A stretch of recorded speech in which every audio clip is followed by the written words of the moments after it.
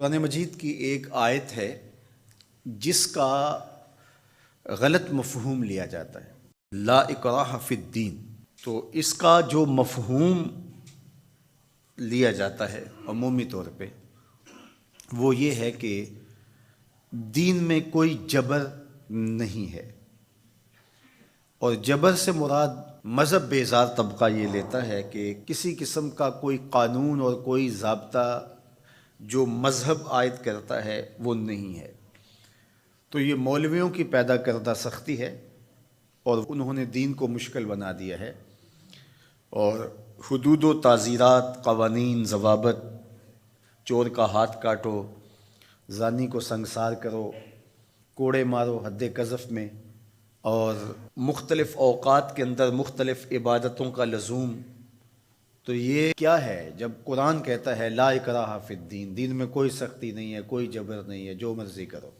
تو یہ اس کا مفہوم نکالا۔ اور ایک طبقہ ایسا ہے کہ جو دین کو اس طرح پیش کرتا ہے اور اس طرح سے دین کو لوگوں کے سامنے رکھتا ہے کہ جس طرح دین پر عمل کرنا کوئی آسان کام نہیں ہے، اور اس کو وہ مشکل اتنا بنا دیتا ہے کہ لوگ گھبرا جاتے ہیں کہ ہم تو پھر دین پہ نہیں چل پائیں گے، چند لوگ ہی دین پہ چل سکتے ہیں، جبکہ یہ دونوں چیزیں افراط و تفریط سے تعلق رکھتی ہیں۔ تو آیت کریمہ کا صحیح مفہوم یہ ہے، لا اکراہ فی الدین کا مطلب یہ ہے کہ دین قبول کروانے میں کسی پر سختی نہیں کی جائے گی کہ تو ضرور مسلمان ہو، یہ اس کا مفہوم ہے۔ اب کوئی دین قبول کر چکا ہے اور پھر احکام شریعہ اس کے اوپر نافذ ہوں گے تو یہ تو ہوں گے، تو اس پر یہ نہیں ہے کہ اب اس پر سختی نہیں کی جائے گی۔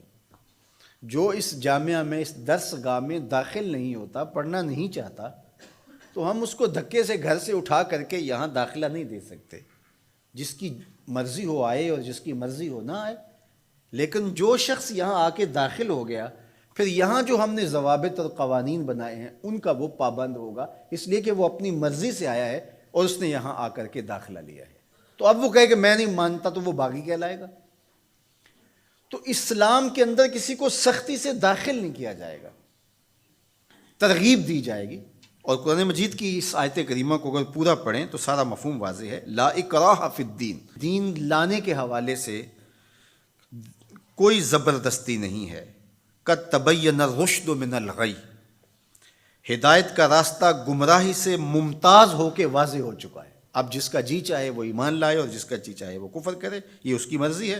اگر اللہ چاہتا تو کسی کے دل میں کفر پیدا ہی نہ ہوتا، سب مسلمان ہوتے، لیکن اللہ تعالیٰ جل شانہ کی حکمت یہ نہیں ہے۔ انا ہدیناہ السبیل اما شاکرا و اما کفورا، ہم نے حق کے راستے واضح کر دیے۔ اب جس کی مرضی ہو وہ کفر کے راستے پہ چلے، جس کی مرضی ہو وہ اسلام کے راستے پہ چلے، اس کی اس مرضی کی وجہ سے ہی تو جزا و سزا ہے۔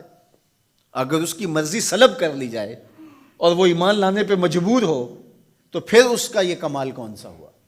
تو کمال تو یہی ہے کہ دونوں راستے ہیں اور دونوں راستے اسے دکھائی دے رہے ہیں، اور وہ اپنے اختیار سے خیر کا راستہ اختیار کرتا ہے تو جزا ملے گی، اور اپنے اختیار سے برائی کی راہ پہ چلتا ہے تو اس کو جو ہے وہ سزا ملے گی۔ لیکن اگر اس کا اختیار ہی نہیں ہے برائی کے راستے پہ چلنے کا تو پھر اس کو سزا کیوں دی جائے؟ تو یہ بات ذہن میں رکھیے گا، یہ اختیار پر جزا اور سزا ہے۔ تو آیت کریمہ کا مفہوم یہ بتاتا ہے کہ جو چاہے وہ حق پہ آئے، اس پہ مجبور نہیں کیا جائے گا۔ باقی احکام شریعہ پر عمل پیرا ہونا تو یہ ایک امر آخر ہے۔ تو یہ سراسر نفسانی خواہش ہے کہ اسلام ہمارے اوپر کوئی پابندی نہ لگائے، جس طرح ہم چاہیں اس طرح ہی چلیں، اور ہماری زبان پہ کلمہ بھی جاری رہے۔ میں بھی ہوٹل میں پیو، چندہ بھی مسجد میں دو، شیطان بھی خوش رہے، خدا بھی ناراض نہ ہو، یہ کیسے ہو سکتا ہے؟ تو لا اکراہ فی الدین کا جو مفہوم لوگوں نے تراش لیا کہ اسلام کا کوئی ضابطہ قانون ہم قبول نہیں کریں گے،